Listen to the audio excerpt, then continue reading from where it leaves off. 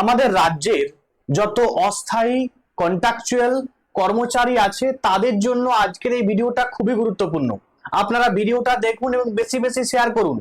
আমাদের রাজ্যে বিজেপি সরকার তৈরি হওয়ার পরে এই অস্থায়ী বা কন্ট্রাকচুয়াল যে কর্মচারী আছে তাদের গাইডলাইনসে কিছু পরিবর্তন এনেছে। বা অনেকে প্রশ্ন করছে যে এই অস্থায়ী বা কন্ট্রাকচুয়াল যে চাকরিগুলো আছে সেগুলো কি পুরো উঠে যাবে, পুরোপুরি কি বন্ধ হয়ে যাবে, সেটা নিয়ে একটি গাইডলাইন এসেছে। তো আপনারা অবশ্যই দেখবেন, ভিডিওটা বেশি বেশি করে শেয়ার করবেন। চলে আসুন আমরা দেখে নিই যে গাইডলাইনে কি বলা হয়েছে। আমাদের রাজ্যের মুখ্যমন্ত্রী শুভেন্দু অধিকারী তিনি কি পরিকল্পনা করছেন বা আমাদের রাজ্যের মুখ্য সচিব কি পরিকল্পনা করছে এই অস্থায়ী বা চুক্তিভিত্তিক কর্মচারীদের নিয়ে, সেটা নিয়ে কিন্তু একটা নিউজ পত্রে এই খবরটি কিন্তু প্রকাশিত হয়েছে। আপনারা কিন্তু অবশ্যই দেখে নিন। চুক্তিভিত্তিক চাকরি নিয়ে বড় সিদ্ধান্ত কি কি জানানো হয়েছে না, পশ্চিমবঙ্গ সরকারের তরফে চুক্তিভিত্তিক কর্মী এবং অবসরপ্রাপ্ত কর্মীদের পুনর্নিয়োগ নিয়ে একটি গুরুত্বপূর্ণ নির্দেশিকা জারি হয়েছে। সরকারি দপ্তরগুলিতে জানানো হয়েছে অবসরপ্রাপ্ত কর্মীদের নতুন করে পুনর্নিয়োগ না করে শূন্য পদে নিয়মিত নিয়োগের প্রক্রিয়া শুরু করতে হবে।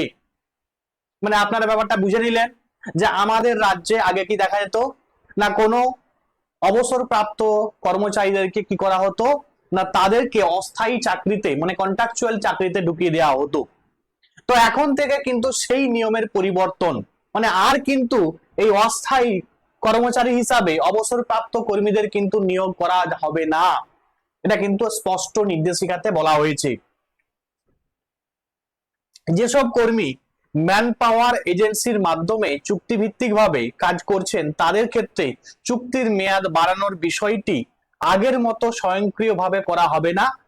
প্রতিটি ক্ষেত্রে নির্দিষ্ট নিয়ম এবং অনুমোদন অনুসরণ করতে হবে।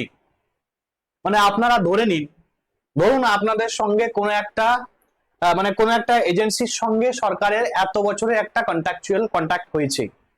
তো সেই আপনাকে সেই এজেন্সিটা আপনাকে কর্মচারী হিসাবে নিয়েছে 5 বছরের জন্য ধরুন। এবারে 5 বছর মেয়াদ শেষ হয়ে গেছে, তখন অটোমেটিক্যালি কি আবার 5 বছর বেড়ে যাবেন? না, এই নিয়ম কিন্তু হবে না।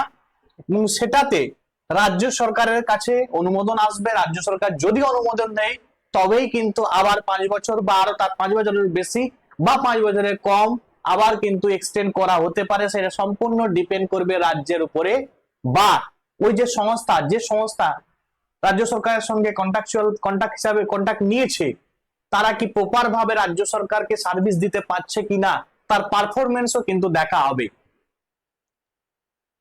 অর্থ দপ্তরের অনুমোদন ছাড়া কোনো চুক্তিভিত্তিক নিয়োগ বা মেয়াদ বৃদ্ধি করা যাবে না। অতীতে এমন অভিযোগ পাওয়া গিয়েছে যে কিছু ক্ষেত্রে প্রয়োজনীয় অনুমোদন ছাড়াই নিয়োগ হয়েছে। তাহলে কি দেখা যেত আগে না, অর্থ দপ্তরে মানে অনুমোদন নেই অথচ নিয়োগ করা হয়ে গেছে, তো সেরকম কিন্তু করা যাবে না।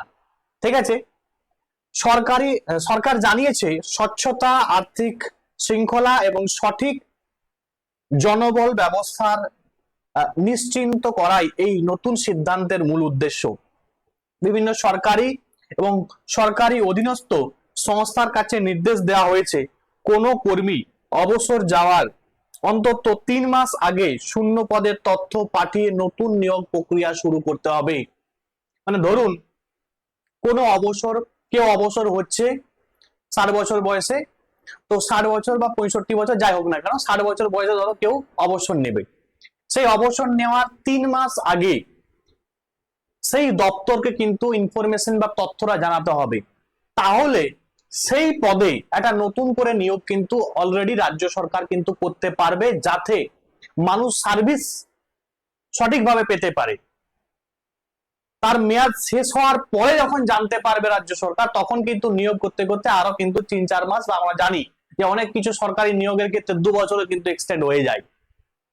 তো সেটা কিন্তু যাতে না হয়, সরকার যাতে সাধারণ মানুষ যাতে তাদের যে সুযোগ সুবিধা, ঠিক আছে, বা সাধারণ মানুষের যে সার্ভিস, সে সার্ভিস থেকে যাতে কোনো রকম ব্যাঘাত না ঘটে, তার জন্য কিন্তু এই সিদ্ধান্ত কিন্তু নিচ্ছে।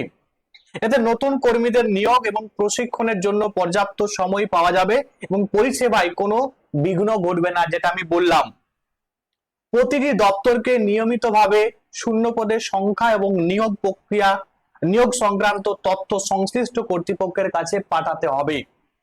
যেসব সংস্থা বা এজেন্সির বিরুদ্ধে কাজের গাফিলতি, অনিয়ম বা পরিষেবার প্রদানের ব্যর্থতার অভিযোগ থাকবে, প্রয়োজনে তাদের বিরুদ্ধে প্রশাসনিক ব্যবস্থা নেওয়া হতে পারে। তাহলে যেটা আপনারা ভয় করছিলেন প্রত্যেকে, যে আমি তো এখন কন্ট্রাকচুয়াল বা অস্থায়ী কর্মচারী হিসাবে আছি, আমার কি চাকরিটা চলে যাবে? না, যদি আপনার এজেন্সি বা আপনার সংস্থা কোন রকম অনিয়ম করে আপনাকে চাকরিতে না নেয়, তাহলে কিন্তু আপনার চাকরি যাচ্ছে না। যদি গাফিলতি দেখা দেয়, যদি সরকারকে যে কাজ বা যে সার্ভিস দেওয়ার কথা চুক্তিতে ছিল সেই সার্ভিস প্রোভাইড করতে ঠিকঠাক না পারে, তাহলে কিন্তু সেই সংস্থার বিরুদ্ধে সরকার কিন্তু প্রশাসনিক ব্যবস্থা কিন্তু নেবে। সরকারের লক্ষ্য দীর্ঘদিন ধরে চলা অস্থায়ী এবং অনিয়মিত নিয়োগের পরিবর্তে নিয়ম মেনে স্বচ্ছ নিয়োগ ব্যবস্থা গড়ে তোলা। আচ্ছা, এর প্রভাব কি হতে পারে, মানে এর প্রভাবে কি কি হতে পারে সেই বিষয়গুলো একটু দেখে নিন।